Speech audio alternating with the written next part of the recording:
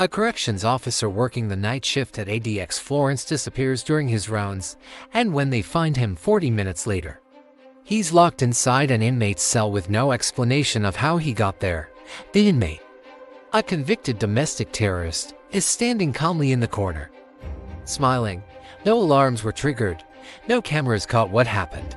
If this unsettles you, smash that like button, drop a comment, share this video, and subscribe, because what life inside ADX Florence really looks like will disturb you to your core. ADX Florence sits in the Colorado mountains, buried in isolation, and it holds the most dangerous human beings on American soil. El Chapo Guzman, the Unabomber Ted Kaczynski, Boston Marathon bomber Joe Sarnave, and leaders of the most violent gangs in the country.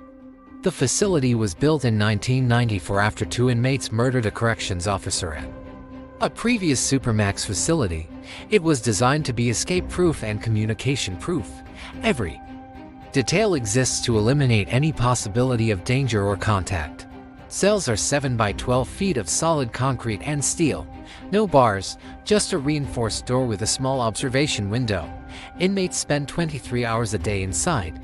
They eat alone, shower alone in individual stalls, and exercise alone in a concrete cage barely bigger than their cell.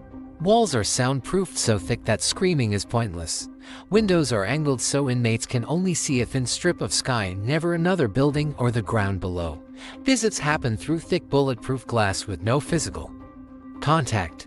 Inmates cannot see the faces of their guards, who wear balaclavas during cell extractions. The entire facility operates on the principle that these men should never interact with another human being if possible. Thomas Silverstein lived under these conditions for 36 years.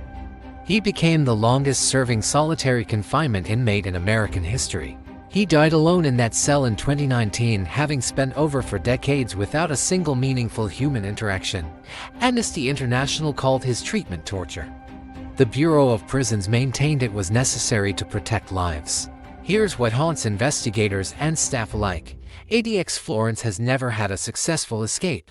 No inmate has ever breached its security, but the psychological toll is undeniable. Some have lost the ability to speak altogether. The facility keeps expanding, adding more cells, more inmates, more silence. And the question no one wants to answer is this: at what point does the punishment become something worse than the crime?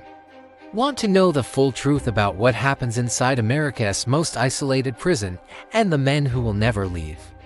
The complete story is waiting here on this channel, and this is only the beginning of the darkness inside those walls.